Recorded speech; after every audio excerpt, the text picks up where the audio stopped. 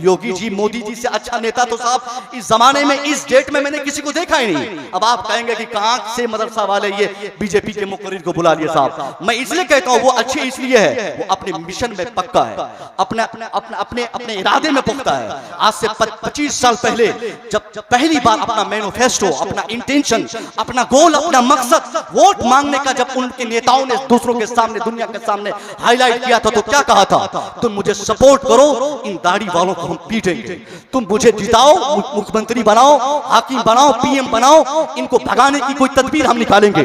तुम मुझे जिता दो, मैं इनको दौड़ाऊंगा, इनकी तालीमी दरसगाहों को मैं बंद करूंगा, इनकी दरसगाहों को बंद करूंगा। नतीजा क्या निकला?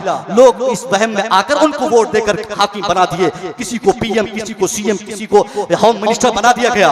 अब जो वादा उन्होंने अपने लोगों से किया था उस वादे पर वो वफा कर रहा है। गलत क्या कर रहा साहब? उनको जो लोग वोट दिए थे उनका काम वो ईमानदारी से कर रहे हैं, बेईमानी हम कर रहे हैं, बेवफाई हम कर रहे हैं। हमने जब कलमा पढ़ा था गोया बुनियादी तौर पर, गैबाने तौर पर हमने अपने मुस्तफा करीम से ये वादा किया था, सरकार हम आज कलमा पढ़ रहे हैं। अब कलमा पढ़ने के बाद जब हमने आपके कलमे को पढ़ लिया है, अब आपकी लाई नमाज भी मैं ही पढ़ूंगा, आपका रोजा भी मैं रखूंगा, आज भी मैं करूंगा, आपका दिया हुआ हर फरमान, आपकी कही भी हर बात पर मैं अमल करूंगा। हमने पैगंबर से जो वादा किया था उन वादे पर हम वफा ना कर सके, नतीजे में बेवफाई की बुनियाद पर आज पूरी दुनिया में हम जलील हो रहे हैं और अपने मकसद में वफाई की बुनियाद पर वो हमारे दुश्मन कामयाब हो रहे हैं। आज हमको अगर कामयाबी चाहिए, हमको पलटना होगा 1400 साल पहले की तरफ। हमको अपने बच्चों की तरबियत के लिए एक खास हमको मौका देना होगा और उसके तहत हमको ये सोचना होगा कि हम कहां अपने बच्चों को पढ़ाएं, कौन से इदारे में हम बच्चों को भेजें। हमारे बच्चे जैसे मदरसा पढ़ने जाए, जैसे स्कूल पढ़ने जाए, जैसे कॉलेज से पढ़ के आए, हर वक्त जब तक एक बाप अपने बच्चों की एक्टिविटीज चेक नहीं करेगा, 100% मैं लिख के देता हूं, आने वाले जमाने में उसका बेटा आईएएस तो बन जाएगा मगर चोर भी बनेगा, उसका बेटा डॉक्टर तो बनेगा मगर बेईमान रहेगा। एक बेटा अगर एक बाप अपने बेटे की तरबियत नहीं करे, मदरसा भेज दे, छोड़ दे मौलवियों के हवाले और कभी नहीं पूछे, अपने बच्चों की खबर न ले, तो मैं गारंटी से कह सकता हूं वो बेटा हाफिज कुरान बन के घर लौटेगा। मगर बाप खुद अगर इस्लाम पे अमल नहीं करेगा तो उसका हाफिज बेटा कहीं से भी इस्लाम पर अमल करने को तैयार नहीं होगा। अब हाशिम नाम कर एक फिल्म इंडस्ट्री में एक गायक है, उस गायक के ताल्लुक से मैं कुछ दिन पहले पढ़ा कि वो हाफिज कुरान भी है। अल्लाह की कसम, एक हाफिज कुरान हो और इस वक्त नचनिया है वो। इस वक्त हिंदुस्तान में एक खास जमात में उनकी बड़ी इज्जत है, गायक है, डांसर है, फिल्म इंडस्ट्री में काम कर रहा है। मगर मैं पूछना चाहता हूँ हाफिज कुरान इतना बड़ा नचनिया कैसे बन गया? इसकी जब बुनियादी वजह पर आप गौर करेंगे तो पता चलेगा कि उसका बाप और उसकी माँ पहले भी वही इंडस्ट्री से जुड़ी हुई थी। इस वजह से बेटा हाफिज कुरान बनकर घर आया, उसके बाद भी 300 पारे कुरान की अजमत उनके दिलों में महफूज न रह सकी, अजमतें जाती रही क्योंकि घर का वातावरण, घर का माहौल काफिराना, फिल्मियाना था। इसीलिए उसका बेटा उसी माहौल का लिया। हम अगर चाहते हैं कि हमारा बेटा इंजीनियर बने तो लायक इंजीनियर बने, डॉक्टर बने तो वफादार डॉक्टर बने, आईएएस बने तो ईमानदार आईएएस बने, आलिम बने तो शानदार आलिम बने, मुफ्ती बने तो शानदार मुफ्ती बने, तो इसके लिए हमको भी काम करना होगा। हमको अपने बच्चों की एक्टिविटीज चेक करनी होगी। हमारा बेटा पढ़ता क्या है, हमारा बेटा जाता कहाँ है, हमारा बेटा आता कहाँ से है, हमारा बेटा करना क्या चाहता है। जब तक एक गार्जियन 100% अपने बच्चों की एक्टिविटीज चेक नहीं करेगा, उसका बेटा पढ़ तो लेगा मगर इंसान नहीं बन पाएगा। डॉक्टर बनेगा, चोरी वही करेगा, इंजीनियर बनेगा, बेईमानी वही करेगा, आईएएस बनेगा, भ्रष्टाचारी वही करेगा। मैं आपसे कहना चाहता हूँ इस वक्त बहुत सारे लोग यहाँ पे होंगे जिनकी तमन्ना होगी कि मेरा बेटा भी आईएएस बने, खूब बनाइए, कोई नहीं रोकेगा। मेरा बेटा भी डॉक्टर बने, खूब बनाइए, कोई मना नहीं करेगा। डॉक्टर जितना बनाना हो बनाइए। आपका बेटा इंजीनियर इंडिया का नहीं दुनिया का बड़ा बन जाए, ना तो कभी हमारे उलमा रोकेंगे, ना हमारा इस्लाम आपको टोकेगा। हाँ, आप और हम गलती कहाँ करते हैं, हम अपने बेटे को सिर्फ डॉक्टर बना देते हैं, अपने बेटे को सिर्फ इंजीनियर बना देते हैं। हमारे दिमाग में हमारे पड़ोस ने बिठा दिया है कि डॉक्टर बनाओगे तेरा बेटा 15 लाख एक महीने में कमा लेगा। चुटकी मलते ही तेरा बेटा किसी को ठगकर 50,000 रुपया कमा लेगा। अब इसी नशे की तकमील के लिए हम अपने बेटे को पटना में, रांची में, दिल्ली में, बेंगलोर में, उसके बाद विदेश में हम जाकर MBBS डॉक्टर बनाते हैं। बेटा MBBS डॉक्टर 5-7 साल के बाद बनकर जब आता है, हमारे दिमाग में तो पहले से नहुसत डाल दी गई है कि जो बेटा डॉक्टर बनता है वो पैसा कमाता है। अब पैसा कमाने वाला बेटा तैयार है। चेंबर में जैसे ही पहला दिन बैठा है, उनका दिमाग फैसला कर दिया है कि अब्बा ने पहले ही कहा था बेटा जल्दी जल्दी कमाना है, तुमको अब हजारीबाग में नहीं रांची में फ्लैट लेनी है, तुमको अब झारखंड में नहीं, तुमको दिल्ली में मकान बनाना है। अब इन जंगली ख्वाहिशात की तकमील के इरादे से जिसका डॉक्टर बेटा अपने चेंबर में बैठेगा 24 घंटा, तो वो यही सोचेगा ना, कौन आए किसको मैं माठूं, कौन आए किसको मैं ठगूं, कौन आए किसको मैं फरेब और धोखे में डाल दूं। नतीजे में एक गरीब आदमी आता है और उस गरीब आदमी के साथ उनकी बीवी होती है। उसकी बीवी को वो दिखाते हुए डॉक्टर को बोलता है, डॉक्टर बाबू ये मेरी बीवी है, हमल के पीरियड कंप्लीट हो चुके हैं, कोई ऐसी दवाई, कोई ऐसा वैक्सीन, कोई ऐसा इंजेक्शन मेरी बीवी को दी जाए जिसकी बुनियाद पर आसानी से डिलीवरी हो सके। अब डॉक्टर सर से पांव तक हमारी बीवी को मुलाहाजा करता है। वो देखता है कि आसानी से मैं चाहूं तो एक मामूली टेबलेट के जरिए इनका बच्चा तवल्लुद करवा सकता हूं, मगर अगर मैं मामूली दवाई के जरिए मैं डिलीवरी करवा दिया तो मेरा घर पटना में, मेरा घर दिल्ली में, मेरा घर अमेरिका में कैसे बनेगा? कैसे मेरे दरवाजे पर 50 लाख की गाड़ी आएगी? कैसे मैं अमीर तरीन आदमी बनूंगा? इसलिए फौरन फरेब में डालने की कोशिश करता है और कहता है जल्दी गरीब भाग अपने घर चला जा, 50,000 ला के दे, ऑपरेशन की जरूरत पड़ गई, अगर 2-4 घंटे में तूने 50,000 का इंतजाम नहीं किया तो तेरी बीवी मरेगी या तो तेरा बच्चा मरेगा। बीवी और बच्चे को बचाना है तो 50,000 का इंतजाम करना होगा।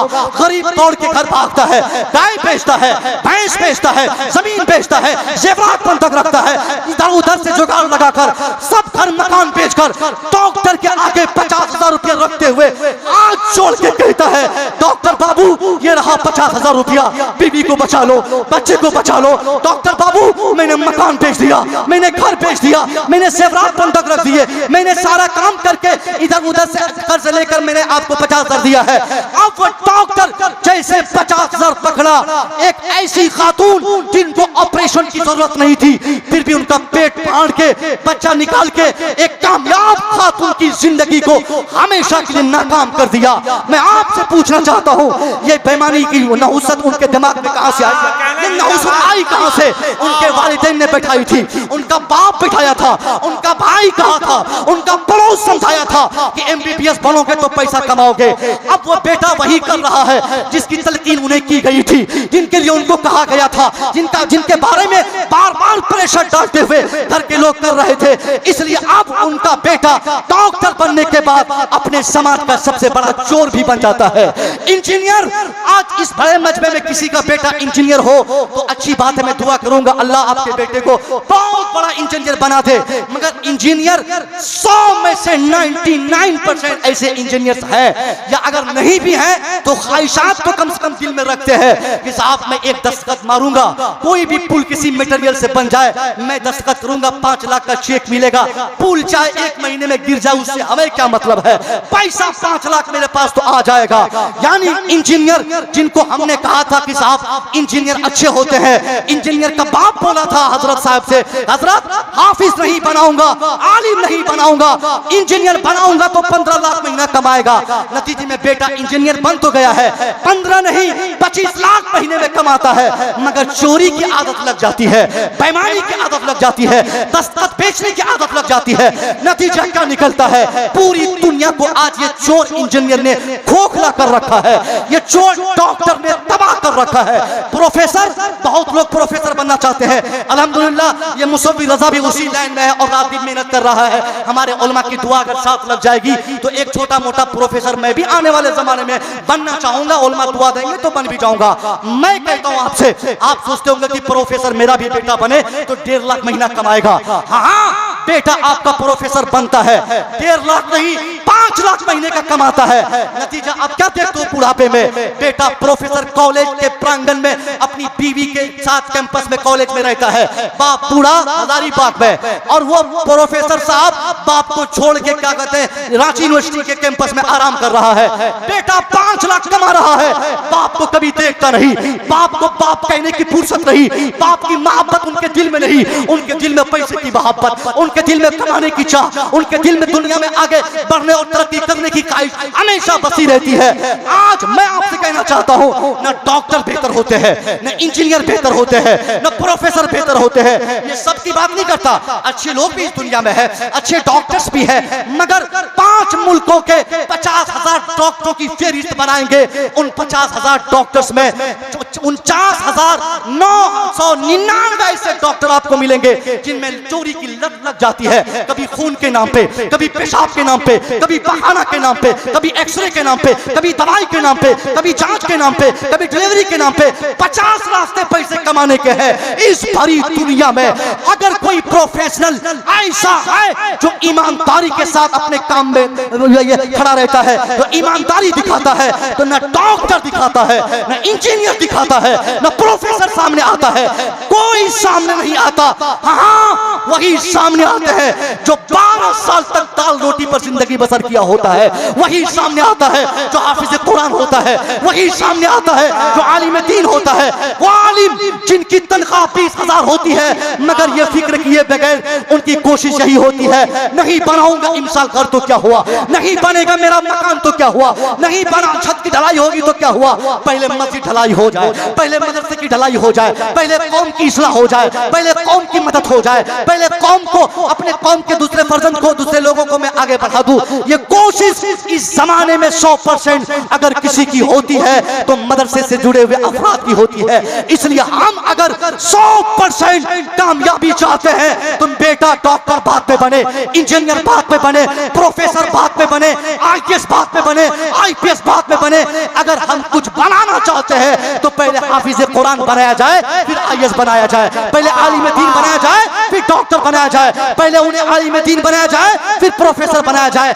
जब तक हमारा बेटा कुरान नहीं पढ़ेगा, दुनिया की सारी किताब पढ़ ले, चोरी फिर भी करेगा, डकैती फिर भी करेगा, क्योंकि दुनिया में कोई ऐसी किताब नहीं जो इंसान को चोरी से रोकने की बातें की हो। दुनिया में ऐसी कोई किताब दिखाइए, ऐसा कोई दरसी उसूल दिखाइए, कोई एकेडमिक में पढ़ाई जाने वाली कोई किताब और उसका कोई एक चैप्टर बताइए जहां पेशाब करने का तरीका बताया जाता हो। अल्लाह की कसम, बेटा इंजीनियर बन जाए, साइंटिस्ट बन जाए, चंद्रयान अपनी मुट्ठी में कर ले, मगर उनसे पूछा जाए, मेरा बेटा तुम तो 25 साल से साइंटिस्ट बनने की कोशिश किए, अंतिम में तीसरी कोशिश में तुमने अपने मिशन को चांद पे पहुंचा दिया, मगर ये बता पेशाब कैसे करना है, पेशाब करने का तरीका क्या है, माँ को कितनी मोहब्बत करनी है, बीवी से कैसा प्यार करना है, बाप का एहतराम कहां तक करना है, असातिज़ा की खिदमत कैसी करनी है। क्या तुमने अपने सिलेबस में, अपनी किताब में, अपने किसी प्रोफेसर के जरिए आज तक पढ़ा है? तो एक इंजीनियर बताएगा, हाँ मैंने पढ़ा है प्रोफेसर से, मगर पानी का फार्मूला पढ़ा है, पानी कैसे लेना है ये नहीं पढ़ा है। क्या कहने जिंदाबाद जिंदाबाद। पानी का फार्मूला आज प्रोफेसर बताते हैं, H2O हाइड्रोजन और 2% ऑक्सीजन, मगर कोई कॉलेज वाला, कॉलेज से जुड़ा हुआ कोई मास्टर साहब नहीं बता सकते साहब कि किसी कॉलेज में कोई बता। अखलाकी तौर पर अगर कोई कॉलेज के प्रोफेसर अलग से बता दे तो अलग बात है, मगर एकेडमिक तौर पर सिलेबस के अकॉर्डिंग अगर कोई अपने समाज के किसी एक तालिब इल्म को बेहतर बनाया हो और बेहतर बनाने का कोई फार्मूला अगर मौजूद हो तो हमें भी दिखाया जाए। वो सिर्फ एक ही किताब है कुरान अजीम, जिसमें इंसान को सर से पांव तक की इस्लाम की तलकीन करता है, जिसमें हमेशा ये कहा जाता है हमको माँ से मोहब्बत करनी है, हमको बीवी से भी प्यार करना है, हमें अपने समाज की इस्लाह की फिक्र करनी है, हमें अपने समाज के प्रोग्रेस के ताल्लुक से हमेशा गंभीर रहना है, हमको अपने समाज को तरक्की के मैदान में लाने की कोशिश करनी है। ये सिर्फ हमारा कुरान बताता है। जभी तो हमने आज तक अपने कुरान की इन हकायक को हमने सामने लाने की कभी कोशिश नहीं की, मगर इस पूरी दुनिया में एक बड़ा नाम है, बड़ा मोहतरम नाम है, जिसको नेपोलियन बोलते हैं। नेपोलियन फ्रांस का रहने वाला है। इंडिया का कोई पागल नेता नेपोलियन नहीं है कि मन में जो आएगा इस्लाम के बारे में बोल देगा। नेपोलियन फ्रांस का बादशाह है। 60,000 फौज के दस्ते का तनहा मालिक नेपोलियन है। नेपोलियन भी कई महीने तक किसी ने कहा, वर्गला दिया कि कुरान पर पाबंदी बिठा दीजिए, कुरान पर किसी का अमल न हो, ऐसा कोई कानून बनाइए, ऐसा कोई संविधान और ऐसा कोई ज़ाब्ता लाइए।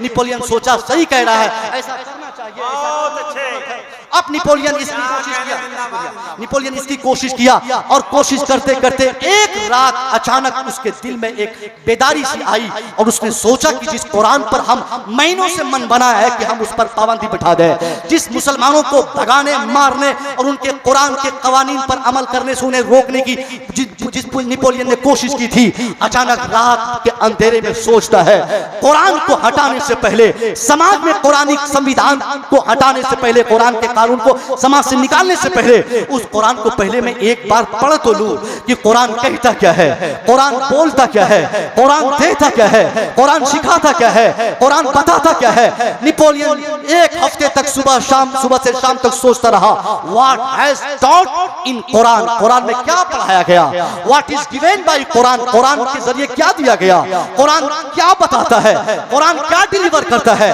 अब जब नेपोलियन की ख्वाहिश हुई कि पहले कुरान पढ़ा जाए, अपने लोगों से कहा कि अंग्रेजी अनुवाद की चंद नुस्खे उनको दिया जाए। अब उनको दिया गया, वो पढ़ना शुरू किया। अब अंग्रेजी में कुरान पढ़ रहा है। पढ़ते पढ़ते अभी चंद सूरतों को पढ़ा ही था कि उसका दिमाग काम करने लगा, सारी दुश्मनी धरी की धरी रह गई। वो नेपोलियन जो अभी से चंद रोज पहले अपना कलम उठाकर ये लिखने पर मजबूर था कि कोई कुरान के कानून पे अमल नहीं करेगा, हमारे शासन काल में कुरान के संविधान पर कोई कुरान के ज़ाब्ते पर अमल नहीं करेगा। अब वही नेपोलियन कहता है, I hope the time is not for off when I shall be able to unite all the wise and educated man from all countries of the world to establish a uniform based on the principles of Quran which along are true, which along can lead man peace and prosperity. अल्लाह की कसम, Napoleon कहता है जिसके दिल में ईमान नहीं है, जिनको ईमान की कद्र नहीं है, जिनको इस्लाम की अजमत का एहसास नहीं है, मगर जब कुरान पढ़ता है, पढ़ा लिखा दिमाग है, पढ़ा लिखा इंसान है, वो जाहिल नहीं है कि हमारे नेताओं की तरह जब जो मन में आएगा बक देगा। पढ़े लिखे लोग अपने फैसले से पहले 50 बार सोचता है इसके गलत नताइज क्या मुरत्तब होंगे, इसकी वजह से समाज कितना खराब होगा, हमारा मुल्क या हमारी सोसाइटी किस कदर मुतासिर होगी।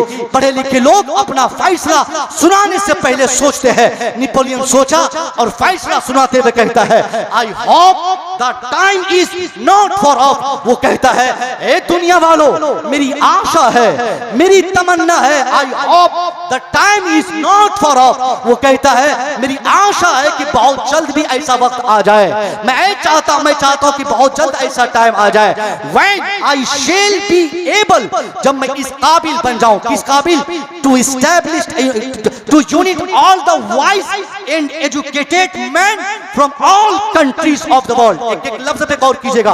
पढ़े लिखे लोग हैं, मुझे कहा गया था, हजरत ने फरमाया था कि हजरत वहां बहुत पढ़े लिखे लोग रहते हैं, उसी हिसाब से आपका खिताब होना होगा। मैंने कहा ठीक है, आप चिंता ना करें, हम बोल देंगे, हम देख लेंगे माहौल क्या, हमारे लोगों को चाहिए क्या। ये खामोशी बता रही है कि आप लोग मेरी बात समझ रहे हैं। एक एक लफ्ज पे गौर कीजिए, या किसी मौलवी की बात नहीं कह रहा हूं, नेपोलियन की बात कर रहा हूं। अगर आप नोट कर रहे हैं तो इन पैगामात को उन पागलों तक पहुंचा दीजिएगा जिन्होंने ज़हन बना लिया है इस्लाम हटा दो, कुरान मिटा दो, मुसलमानों को भगा दो।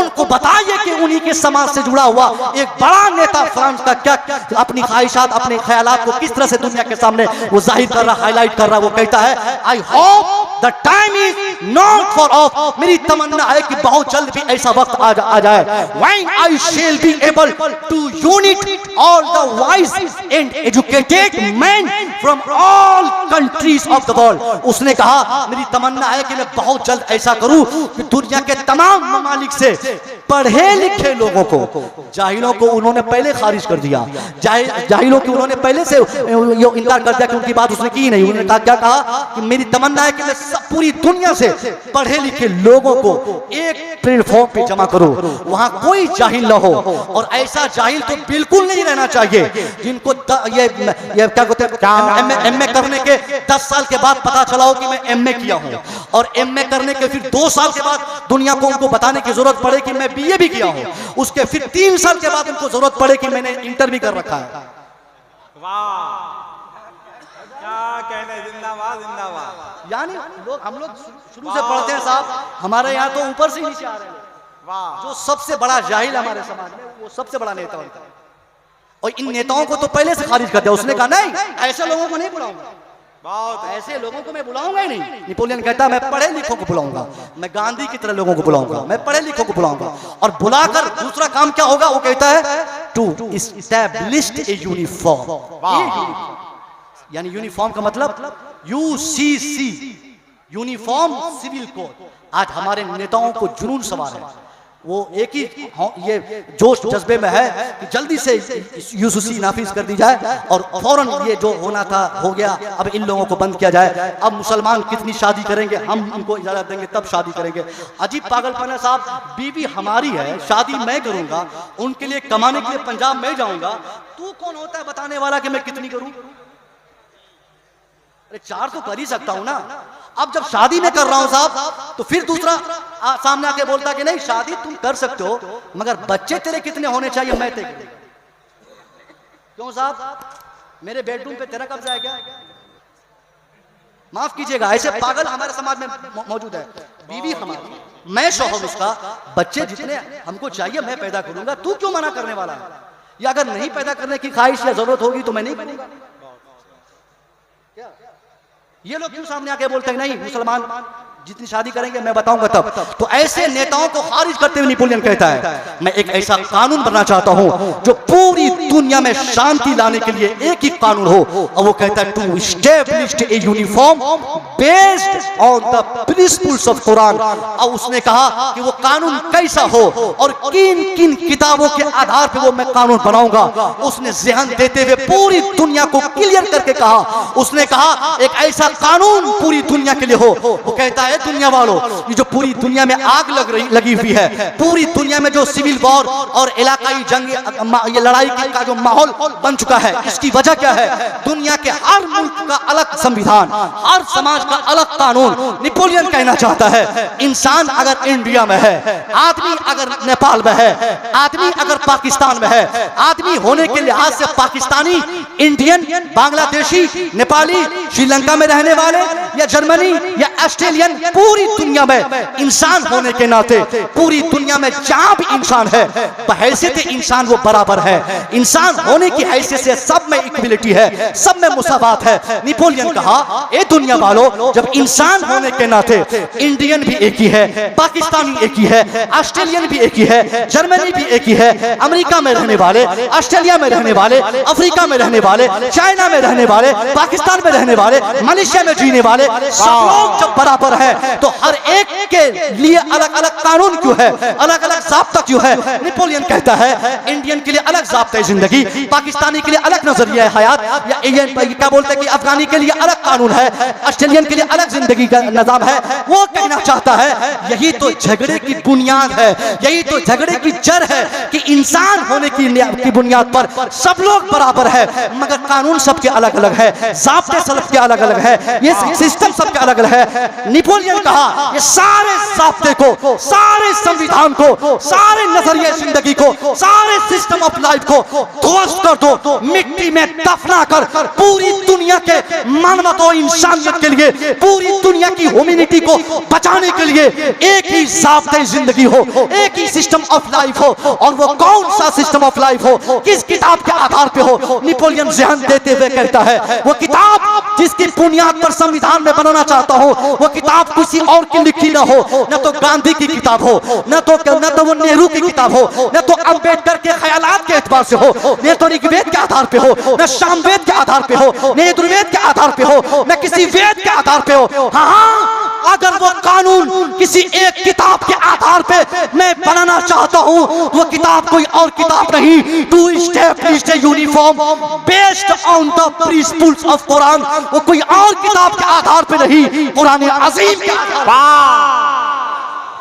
नारे तकबीर, नारे रिसालत, मसलके आला हजरत दारुल गौसे आजम। जिंदाबाद जिंदाबाद, बहुत अच्छी, नेपोलियन समझ गया, दुनिया को बता दिया, क्या अच्छी तहरीक है, जिंदाबाद दुनिया को बता दिया कि कुरान की जरूरत यह है कि कुरान के जरिए पूरी दुनिया में मानवता हम स्थापित करेंगे। कुरान का काम यह है कि पूरी दुनिया में शांति उसके जरिए हम लाएंगे। आज पूरी दुनिया का क्या मुतालबा साहब? पूरी दुनिया का खेल शराब पर, औरतों पर, पूरी दुनिया का खेल एजुकेशन पे, बीवियों की इज्जत पे, बेवाओं की खिदमत पे आज हो रहा है। नेता चाहे आपके सुरेश जी हो चाहे हमारे नीतीश कुमार हो, हर एक के मन में यही है कि औरतों के ताल्लुक से जिस कदर रंगीन रंगीन जुमले लाकर स्टेज से संबोधित करेंगे उस कदर वोटर सपोर्टर और हामी उनके सामने आते रहेंगे। इसलिए पूरी दुनिया आज सिर्फ इन्हीं चंद बिंदुओं पर खेल रही है और ये सारे नेता हम सबको खिला रहे हैं। किन पे? औरतों की इज्जत पे, बेवाओं की इज्जत पे, एजुकेशन पे, शराब की दूरी से समाज को बचाने की तरीक चला रहे हैं। मगर ईमानदारी से जब हम अपना कुरान पढ़ते हैं। आप लोग बैठिए, आप लोग बैठिए। उलमाए किराम खड़े होकर इस्तकबाल कर रहे हैं। गाज़ी मिल्लत कायदे सरफरोशां साबिक member of parliament MLC of Bihar हजरत अल्लामा गुलाम रसूल साहब क़िबला बलियावी तशरीफ ले आए। अगर आप वाकई इस्तकबाल करना चाहते हैं तो जरा एक बार दोनों हाथों को उठा लें, नारा लगाएं, नारे तकबीर, नारे रिसालत, गाज़ी मिल्लत, शेर कायदे अहले सुन्नत MLC ऑफ बिहार हजरत अल्लामा गुलाम रसूल साहब क़िबला बलियावी।